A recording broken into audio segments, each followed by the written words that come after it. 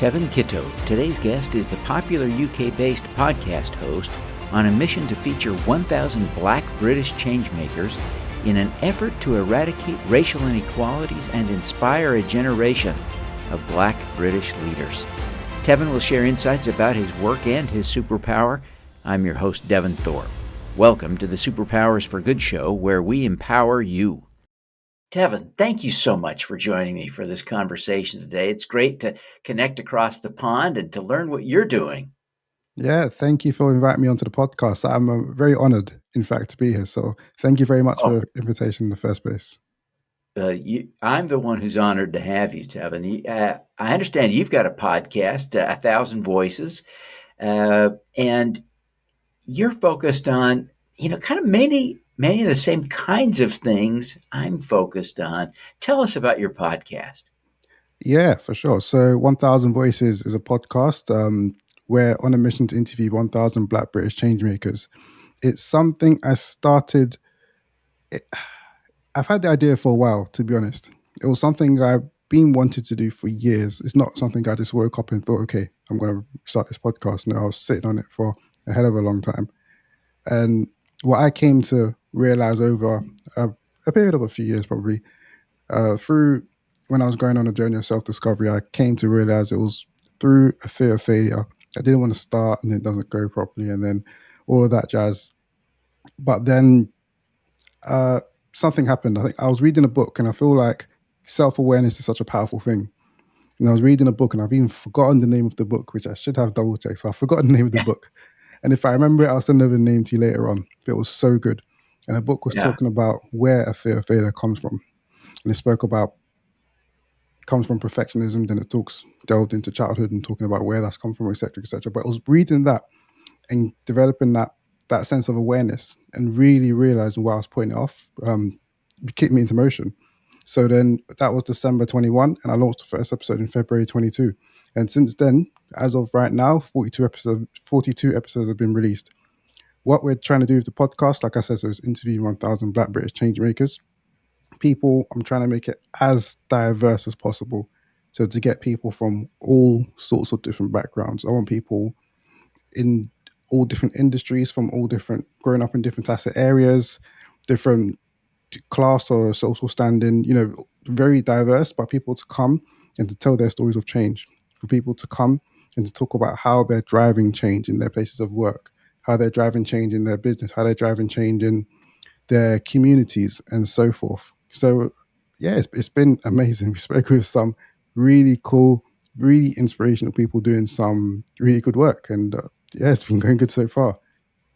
Oh, that's great. That's great. Tell us about one or two of your favorite interviews. Oh, we've got 42 and I feel like it's hard to pick. I've got a few that come to mind. So yeah, we interviewed a singer. She's a British singer called Jamelia. So she's quite well known internationally, but she hasn't sang for a while now. And that interview was so good. So what I usually try and encourage people to do is to come and just keep it real and to be as vulnerable as they feel comfortable being. And in that interview, she was so open.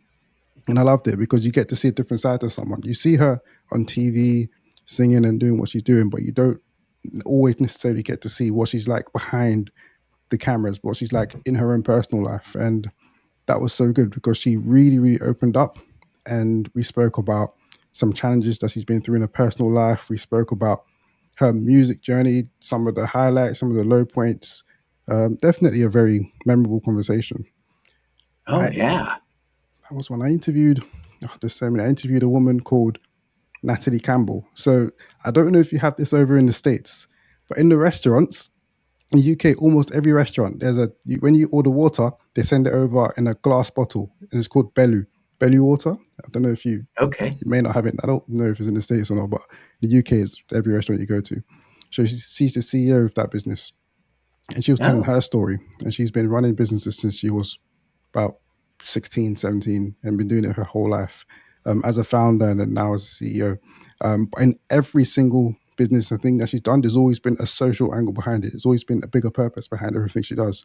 With Belly Water, they're doing a lot of different really cool things, glass bottles, they're trying to get rid of plastic waste, and they're not shipping water halfway across the world, etc., to reduce carbon footprint and whatnot. But just a very inspirational story. And from her, she has this very, very sort of dogged sense of self belief, this really, really strong sense of I can do whatever I put my mind to.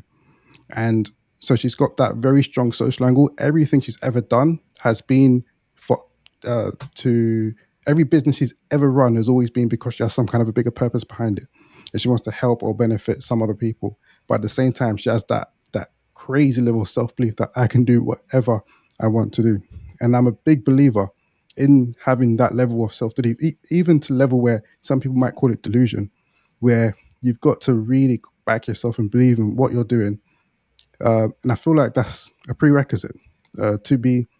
It's a really congested world. It's a very competitive world, and your skill and your talent can only take you so far.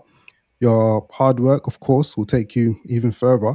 But on top of that, I feel like you need to have that level of I can do it. Really believe in yourself to push you over the line. And I really got that sense from her. That's inspiring. That's inspiring. It's uh, as you think about the conversations you've had with these great people. What are some of the lessons that you've taken away?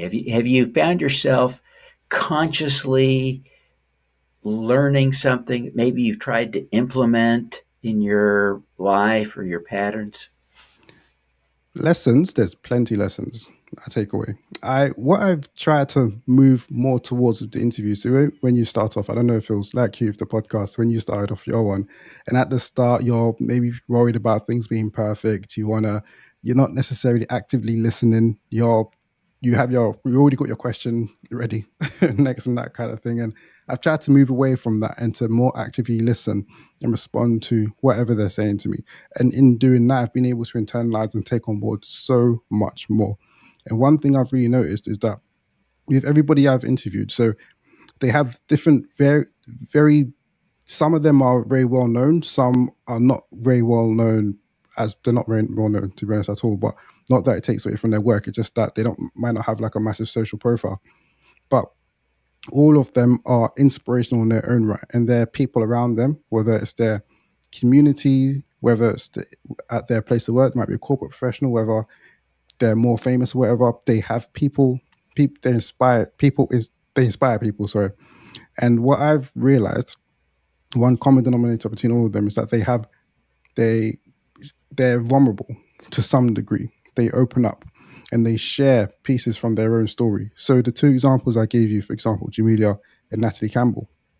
Jamelia, she really opened up when in the interview and was talking about her story of she was in an abusive relationship. She was very young at the time. She was a teenager, and she really spoke about that and then how that's affected her and who she is today. Same with Natalie, and then all these other people that I've interviewed. Quite a lot of them are very vulnerable, and I feel that vulnerability is a very difficult thing, especially if you're a public person. Nobody I don't think anybody likes it. I think some people do it because they probably see the value in being vulnerable, but it's very, very difficult to do. I mean, most people can't even be vulnerable to friends and family around them, let alone to the whole world and putting it out on social media. But I've found that it's a superpower in some way, shape, or form. It's so inspiring to hear someone really talk about what's going on in the deepest crevices of their heart, what's been going on in the deepest depths of their mind, the crazy dark thoughts that they've had, how they've overcome, if they've even overcome, if they're still battling against it. But through all of that, how they're driving change through their work, and incredibly inspiring from a lot of people I've spoken to. Yeah, it really is an honor to visit with people. It's an honor for me to visit with you, right? I'm glad that you have that same sense as you visit with your guests too, because it is kind of a privilege to be in a position to listen to someone open up and share, uh, vulnerabilities. You know, as you point out, it takes a lot of courage for them to do that. who would be for you like a dream guest? Who would you most want to get on your show? That's an interesting question. So, if you asked me this a few months ago, I probably would have said the person that had the most followers I could find on Instagram. But now the answer has slightly changed. I try not to look too much at that kind of a thing. I think my dream guest now would be, so what we done. So we've just gone into 2023, and 2022 is when we started. And I recorded a 2022 roundup or recap video. And in that, I was reflecting while I was talking. It was all one take. It wasn't highly edited or anything like that. But I spoke about the profile of what I feel my dream guest would be someone that is from a very atypical background, a background that you literally will not like the typical, maybe a corporate professional or a tech entrepreneur or whatever. I mean, someone that's so left field that you may not have heard of this kind of an industry or whatever, but someone that's from a very different background, um, and they're just willing to come and share on their story of change in an authentic and a vulnerable manner would be my dream guest. I think, yeah, that would be my dream guest. Yeah. As you think about your mission for the show, how'd you describe the mission, the objective, the goal of your show? So the goal is to interview 1,000 Black British changemakers. The vision or the vision behind it is to build a more uh, a more equitable and just a better UK, to be honest, a better UK, and a better world for us all.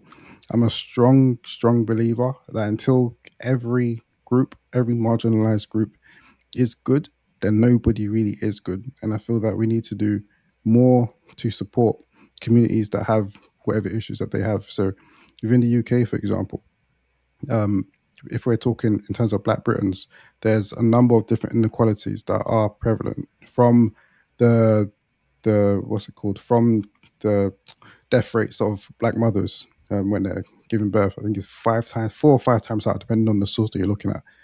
Compared to white mothers, they're 4 or 5 times more likely to die during childbirth.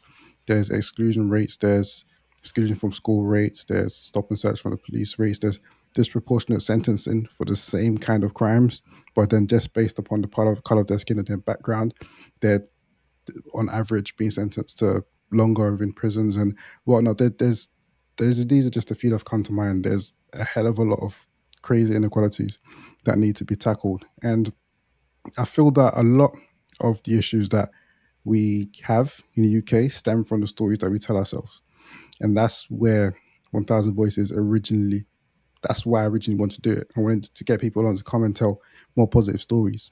I feel that a lot of the stuff we come across in the media, in the social media, in the newspapers, etc., most of it is overwhelmingly negative.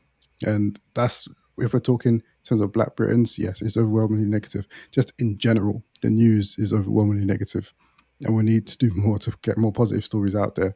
I think that if we highlight more people that are doing positive work, amplify their voices and amplify the work that they're doing, and over time, especially maybe younger people that would be tuning in and watching it, over time we can work towards shifting and eradicating all forms of prejudices and that kind of thing, and work towards building a better world for us all. So the that's my very personal mission.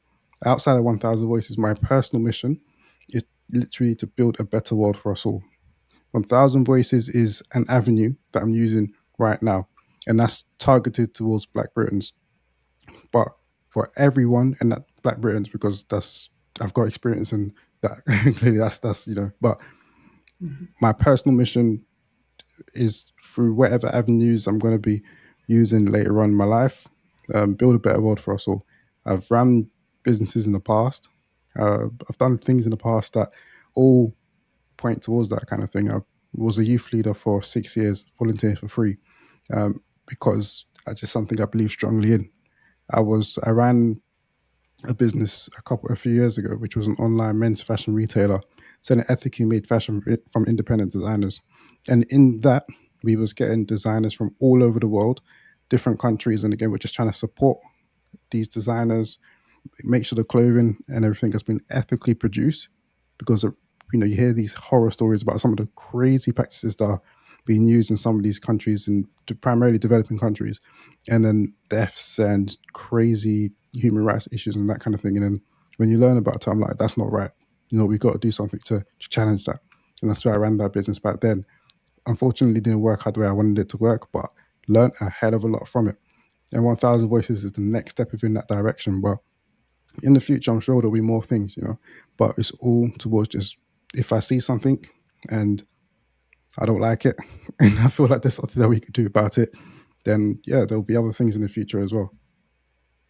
Fantastic. Well, that really is an inspiring mission, and it's I think a great sign of the change you're making, the work you're doing, the success you're having, and I congratulate you on your success. I'm thrilled by your mission, um, Thank and you. certainly feel a kinship. I hope you don't mind my saying that, with a similar and shared vision. Um, what do you see as your superpower? That's a good question. I, for someone like myself, I don't like to toot my own horn a lot. So it's a difficult question to answer. But probably what I would say is empathy. I'd probably say I feel that I'm an empathetic person. Yeah. That's great. Uh, Can you think of a time when your empathy for another person allowed you to accomplish something you're proud of?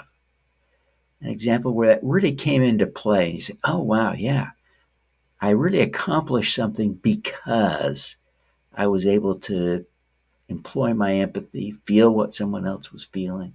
Can you think of a time like that? Ooh, that's a good question. Very reflective question. Um, I could think of, so the examples I was talking about just now with running, being a youth leader, then running the ethical men's fashion retailer. Those were led by because I just felt it was wrong. And it was a sense of empathy, that feeling of empathy that led me to start those businesses. But in terms of very personal stories now, I'm trying to think in terms of maybe something that's a bit more one to one.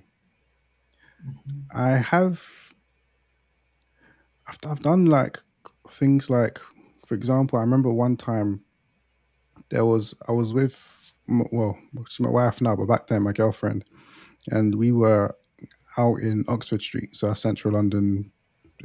If you're listening, you know London very well. But we was on Oxford Street, and there was a woman who came up to me and asked me, what did she ask me for? I can't remember. She asked me for something. I can't remember. We struck up a little conversation.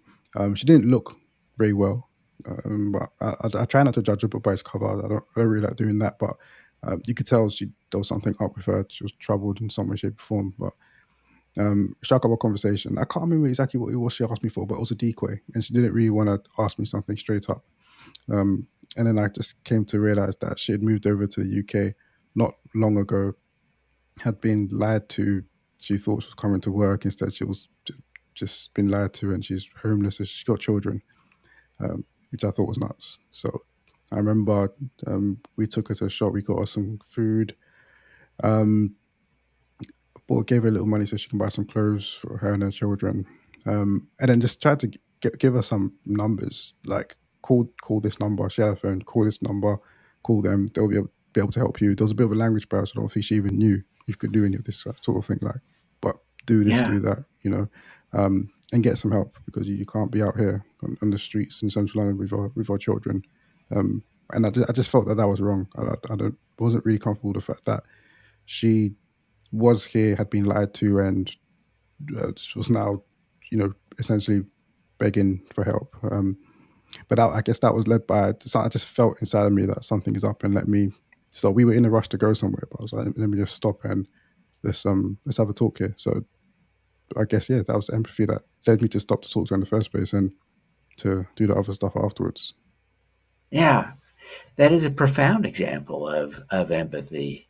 So many of us ignore, brush off, pass by that kind of situation and do nothing, um, because that empathy isn't triggered. That's a profound example of being guided by your empathy as a superpower. That's great. From time to time, perhaps on your podcast, it'll be your opportunity in life to give people advice, to coach, to advise, to help. How would you coach, advise, help someone to develop empathy? How I think it's something we can all learn. Maybe we can never be as empathetic as you, but we could certainly increase our empathy. How would you coach us to do that? Yeah, certainly. I definitely believe that it can be learned. Some people are empathetic, maybe a bit more naturally. Probably because of their upbringing. I'm a massive believer that our upbringing really shapes who we are right now. So maybe this whatever. But some people are more naturally inclined to it. Some may not be, but it can be learned. And I think the first step is just education and learning more about other groups of people outside of your own circle. So I think it's a dangerous thing to only hang around and talk to people who look like you, who come from the same background as you, and just have the exact same shared experiences as you. We live in a globalized world, and we should use that. I feel that you can learn. I mean, realistically speaking, not everybody's going to necessarily go and pick up a book and read or watch videos on YouTube or whatnot, but you can just expand your friendship circle, for example, and learn a bit more about other people and other backgrounds. You can pick up, try some new hobby, or try and talk to some other people at work, people who are from different backgrounds to you, who you haven't spoken to before, and try and speak to them a bit more. Ask them about their background, ask them about where they came from, why, where what their upbringing was like. Just find out, be curious, find out more about everything in this big vast world that we live in. And I feel that through that education piece, doesn't have to be formalized education, literally just can be from talking to and learning from more people.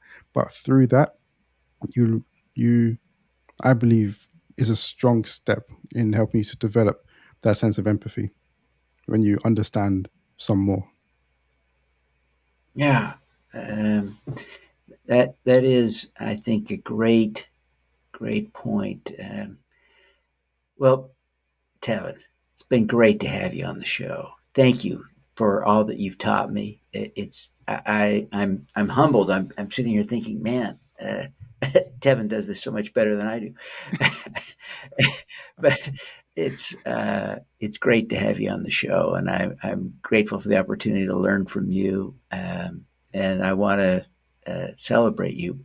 Before we wrap up, would you take just a minute and tell people how they can find your podcast, how they can connect with you, learn more about your show?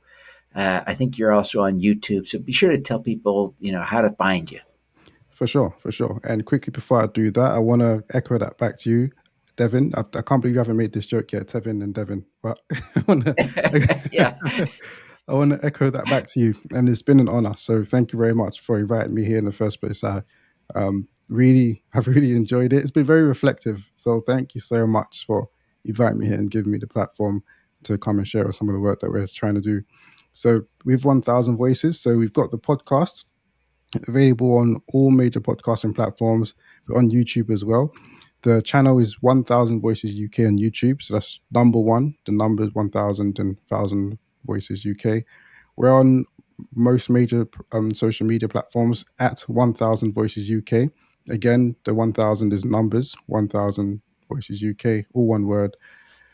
Uh, I'm on socials at Tevin Kittoe on primarily Instagram, Twitter, LinkedIn just being my full name. So, but yeah, we're everywhere. Thousand Voices UK and Tevin Kittoe. fantastic. Well, Tevin, it's an honor to have you on the show. Thank you so much for joining us today. We wish you every success in continuing to grow your podcast, build an audience, and change the world. I know that's your objective, to make the world a better place, to make the UK a better place, especially for the people in your community, and we want to see you succeed. So we wish you all the success in the world. Thank you very much, Devin, and the same back to you. I wish you all the best and all the success in your endeavors and with your podcast as well. Oh, thank you. Now, let's do some good. Thank you for tuning in to the Superpowers for Good show. Twice each week, we host changemakers who share their impact, insights, and superpowers. Don't miss another episode. Subscribe today at superpowersforgood.com. That's superpowers, 4, good.com. Be super empowered. Get your copy of the book, Superpowers for Good, as an ebook, audiobook, paperback, or hardcover edition via your favorite online retailer.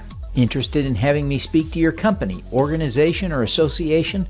Visit devinthorpe.com. Then let's talk. Now, keep using your superpowers for good. Together, we can reverse climate change, improve global health, and eradicate poverty.